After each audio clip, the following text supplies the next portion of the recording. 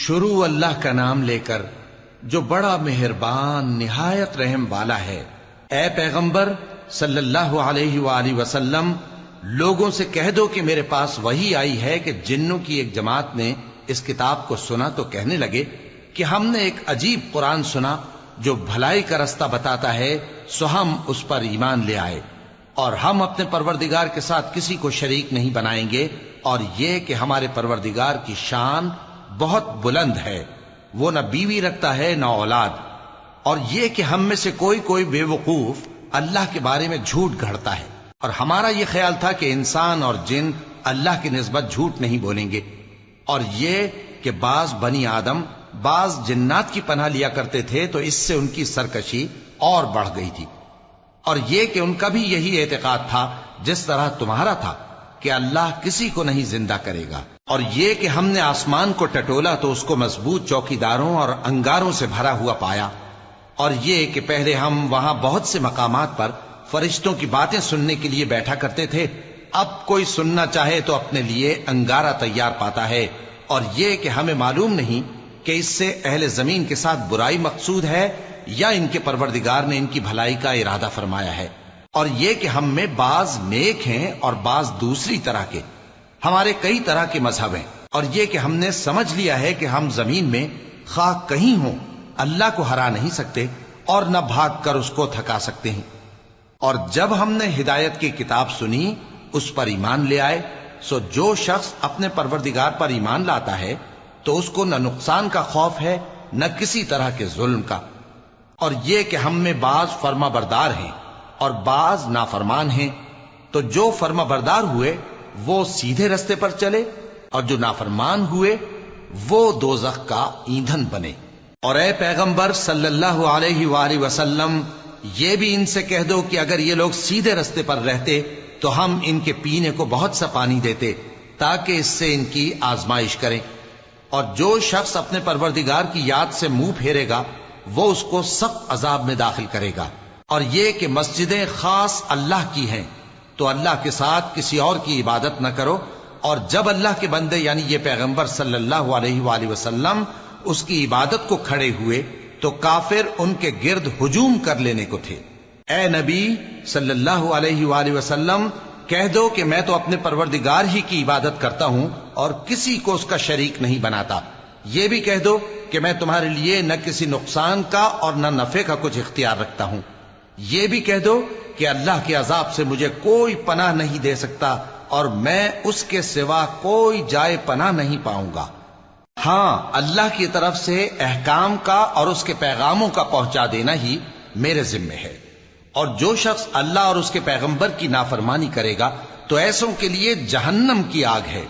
وہ ہمیشہ ہمیشہ اس میں رہیں گے، یہاں تک کہ جب یہ لوگ وہ دن دیکھ لیں گے جس کا ان سے وعدہ کیا جاتا ہے، تب ان کو معلوم ہو جائے گا کہ مددگار کس کے کمزور ہیں اور شمار کن کا تھوڑا ہے۔ کہہ دو کہ جس دن کا تم سے وعدہ کیا جاتا ہے میں نہیں جانتا کہ وہ عنقریب آنے والا ہے یا میرے پروردگار نے اس کی مدت دراز کر دی ہے، وہی غیب کا جاننے والا ہے، سو کسی پر اپنے غیب کو ظاہر نہیں کرتا، ہاں جس پیغمبر کو پسند فرمائے اور اس کو غیب کی باتیں بتا دے تو اس کے آگے اور پیچھے نگہبان مقرر کر دیتا ہے تاکہ معلوم فرمائے کہ انہوں نے اپنے پروردگار کے پیغام پہنچا دیے ہیں، اور یوں تو اس نے ان کی سب چیزوں کا ہر طرف سے احاطہ کر رکھا ہے اور ایک ایک چیز گن رکھی ہے۔ شروع اللہ کا نام لے کر جو بڑا مہربان نہایت رحم والا ہے۔ اے پیغمبر صلی اللہ علیہ وآلہ وسلم، لوگوں سے کہہ دو کہ میرے پاس وحی آئی ہے کہ جنوں کی ایک جماعت نے اس کتاب کو سنا تو کہنے لگے کہ ہم نے ایک عجیب قرآن سنا جو بھلائی کا رستہ بتاتا ہے، سو ہم اس پر ایمان لے آئے، اور ہم اپنے پروردگار کے ساتھ کسی کو شریک نہیں بنائیں گے، اور یہ کہ ہمارے پروردگار کی شان بہت بلند ہے، وہ نہ بیوی رکھتا ہے نہ اولاد، اور یہ کہ ہم میں سے کوئی بے وقوف اللہ کے بارے میں جھوٹ گھڑتا ہے، اور ہمارا یہ خیال تھا کہ انسان اور جن اللہ کی نسبت جھوٹ نہیں بولیں گے، اور یہ کہ بعض بنی آدم بعض جنات کی پناہ لیا کرتے تھے تو اس سے ان کی سرکشی اور بڑھ گئی تھی، اور یہ کہ ان کا بھی یہی اعتقاد تھا جس طرح تمہارا تھا کہ اللہ کسی کو نہیں زندہ کرے گا، اور یہ کہ ہم نے آسمان کو ٹٹولا تو اس کو مضبوط چوکیداروں اور انگاروں سے بھرا ہوا پایا، اور یہ کہ پہلے ہم وہاں بہت سے مقامات پر فرشتوں کی باتیں سننے کے لیے بیٹھا کرتے تھے، اب کوئی سننا چاہے تو اپنے لیے انگارہ تیار پاتا ہے، اور یہ کہ ہمیں معلوم نہیں کہ اس سے اہل زمین کے ساتھ برائی مقصود ہے یا ان کے پروردگار نے ان کی بھلائی کا ارادہ فرمایا ہے، اور یہ کہ ہم میں بعض نیک ہیں اور بعض دوسری طرح کے، ہمارے کئی طرح کے مذہب ہیں، اور یہ کہ ہم نے سمجھ لیا ہے کہ ہم زمین میں خواہ کہیں ہوں اللہ کو ہرا نہیں سکتے اور نہ بھاگ کر اس کو تھکا سکتے ہیں۔ اور جب ہم نے ہدایت کی کتاب سنی اس پر ایمان لے آئے، سو جو شخص اپنے پروردگار پر ایمان لاتا ہے تو اس کو نہ نقصان کا خوف ہے نہ کسی طرح کے ظلم کا، اور یہ کہ ہم میں بعض فرما بردار ہیں اور بعض نافرمان ہیں، تو جو فرما بردار ہوئے وہ سیدھے رستے پر چلے اور جو نافرمان ہوئے وہ دوزخ کا ایندھن بنے۔ اور اے پیغمبر صلی اللہ علیہ وآلہ وسلم، یہ بھی ان سے کہہ دو کہ اگر یہ لوگ سیدھے رستے پر رہتے تو ہم ان کے پینے کو بہت سا پانی دیتے تاکہ اس سے ان کی آزمائش کریں، اور جو شخص اپنے پروردگار کی یاد سے منہ پھیرے گا وہ اس کو سخت عذاب میں داخل کرے گا۔ اور یہ کہ مسجدیں خاص اللہ کی ہیں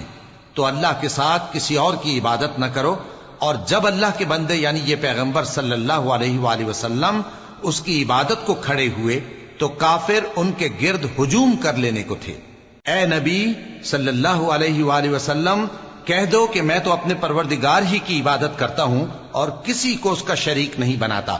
یہ بھی کہہ دو کہ میں تمہارے لیے نہ کسی نقصان کا اور نہ نفع کا کچھ اختیار رکھتا ہوں۔ یہ بھی کہہ دو کہ اللہ کے عذاب سے مجھے کوئی پناہ نہیں دے سکتا اور میں اس کے سوا کوئی جائے پناہ نہیں پاؤں گا۔ ہاں، اللہ کی طرف سے احکام کا اور اس کے پیغاموں کا پہنچا دینا ہی میرے ذمہ ہے، اور جو شخص اللہ اور اس کے پیغمبر کی نافرمانی کرے گا تو ایسوں کے لیے جہنم کی آگ ہے، وہ ہمیشہ ہمیشہ اس میں رہیں گے، یہاں تک کہ جب یہ لوگ وہ دن دیکھ لیں گے جس کا ان سے وعدہ کیا جاتا ہے، تب ان کو معلوم ہو جائے گا کہ مددگار کس کے کمزور ہیں اور شمار کن کا تھوڑا ہے۔ کہہ دو کہ جس دن کا تم سے وعدہ کیا جاتا ہے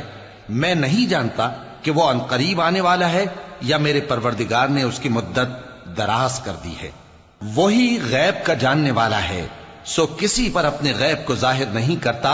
ہاں جس پیغمبر کو پسند فرمائے اور اس کو غیب کی باتیں بتا دے تو اس کے آگے اور پیچھے نگہبان مقرر کر دیتا ہے تاکہ معلوم فرمائے کہ انہوں نے اپنے پروردگار کے پیغام پہنچا دیے ہیں، اور یوں تو اس نے ان کی سب چیزوں کا ہر طرف سے احاطہ کر رکھا ہے اور ایک ایک چیز گن رکھی ہے۔